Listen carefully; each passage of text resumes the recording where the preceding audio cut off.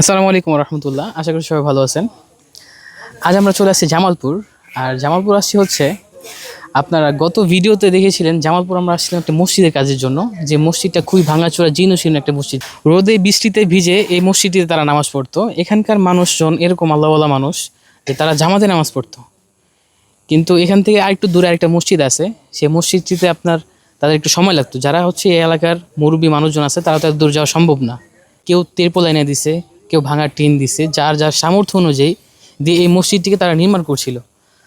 তারপর আপনাদের সকলের প্রিয় ড্রিম বাইকার হানিফ হোসেন যখন এই মসজিদটিকে দেখলো, তার তো দেখে চোখে পানি চলে আসছে। একজন মুসলিম হিসাবে এই মসজিদে নামাজ পড়া খুবই কষ্টকর বিষয়। আমরা যখন মুসলিম হিসেবে এই মসজিদটিকে দেখতে পাই তখন আমাদের নিজের মনটাও ভেঙে যায়। তো আলহামদুলিল্লাহ, ড্রিম বাইকার হানিফের যত অডিয়েন্স আছে তাদের সাহায্য সহযোগিতায় সেই মসজিদে আপনাকে দেখাবো।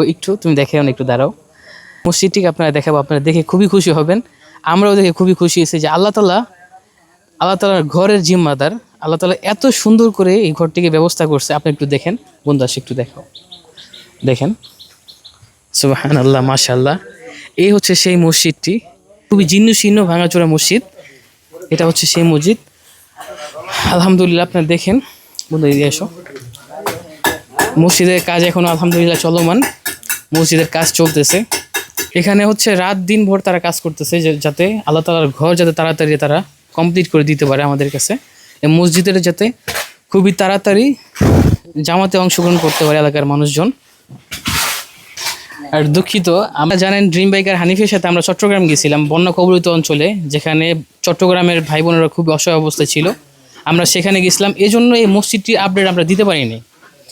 আজ আলহামদুলিল্লাহ আমরা সেখান থেকে এত দূর থেকে আজকে আসছি এখানে আপনাদেরকে আপডেট দেওয়ার জন্য এই মসজিদটির কী অবস্থা।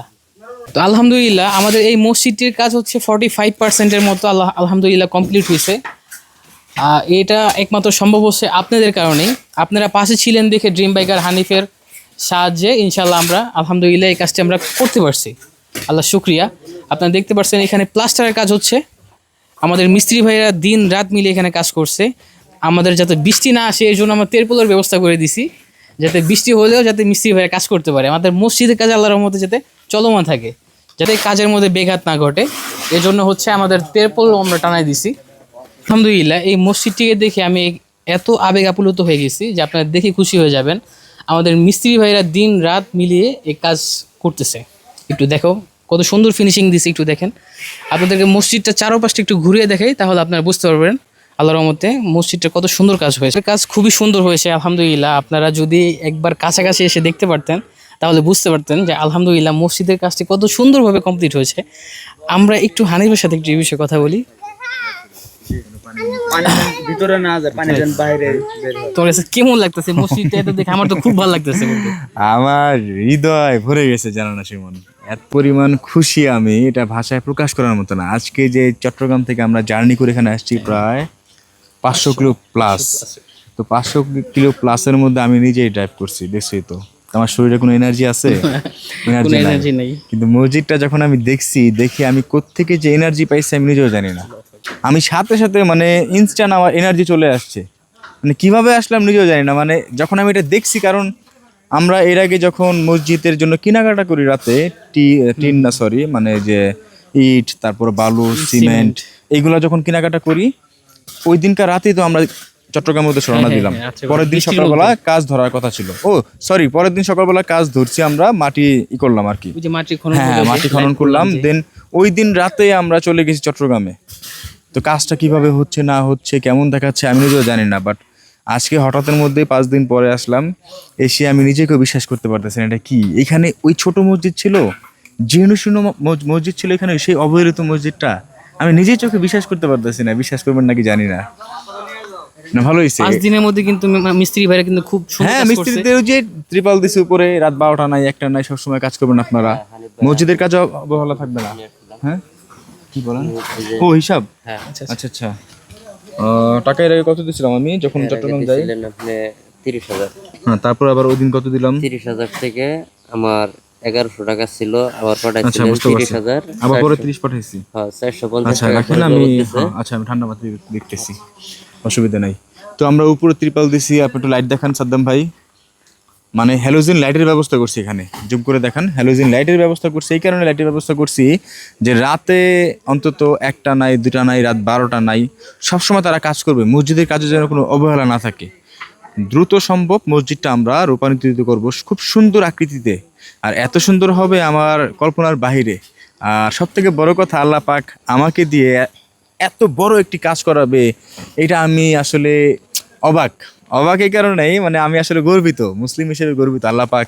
আর সব থেকে বড় কথা, আমার মতো নগণ্য মানুষকে দিয়ে এত বড় দায়িত্বের কাজ দেবে, আল্লাহ পাকের ঘরের কাজ করাবে, এটা আসলে অবাক করার বিষয়।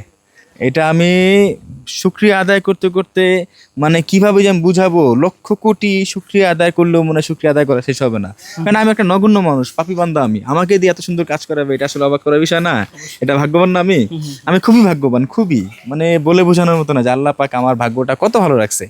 আমি ছোট্ট একটি নগণ্য মানুষ, আল্লাহ পাক আমাকে দিয়ে এত বড় কাজ করাবে, তাও তার ঘরের কাজ করাবে, মানে আমার দেখেন শরীরে পশম দাঁড়ায় যাচ্ছে। আমি এত পরিমাণ খুশি, আল্লাহ পাকের নিকট আমি সবসময় শুকরিয়া আদায় করি। আর স্পেশালি থ্যাঙ্কস আপনাদের, মানে আমি যে কথা বলতেছি বিশ্বাস করবেন না, আমার গায়ে কিন্তু এনার্জি নাই, আমি খুবই দুর্বল। হ্যাঁ, সেই সকাল ফজরের পর আমরা রওনা দিচ্ছি, আমরা সন্ধ্যার আগে পৌঁছালাম এখানে।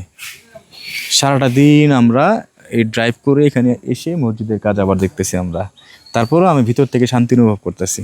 ধন্যবাদ চমন। ওকে বন্ধু, তা আলহামদুলিল্লাহ আপনারা শুনতে পারছেন যে হানিফ, ড্রিম বাইকার হানিফ, ও নিজে অনেক খুশি। ও কিন্তু আসলে হচ্ছে আমরা চট্টগ্রাম থেকে আমরা আসছি যখন খুবই কষ্ট করে ড্রাইভ করছে।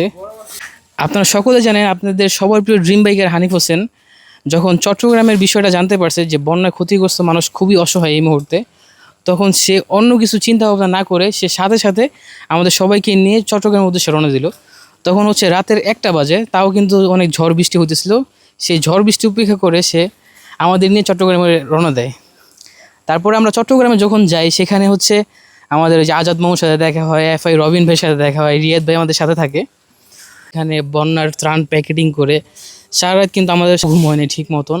তারপর আমরা সারা দিন যার যার বাড়িতে মনে করেন যে গেছি, যার যার বাড়িতে যে ত্রাণ দিয়ে আসছি নৌকায় করে। আপনার ভিডিওতে দেখছেন হয়তো ড্রিম বাইকের চ্যানেলের মধ্যে।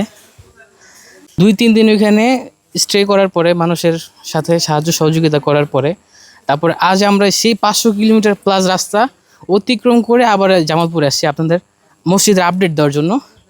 মসজিদের কাজটি খুবই সুন্দর হয়েছে আলহামদুলিল্লাহ, আপনারা দেখতে পাচ্ছেন। এই যে এটা হচ্ছে মসজিদের অজুখানা হবে, এখানে মসজিদের অজুখানা হবে, আর হচ্ছে ইস্তেঞ্জা হবে এখান দিকটা। একটু আসো, এই যে এই দিকটা হচ্ছে মসজিদের ইস্তেঞ্জা, আর হচ্ছে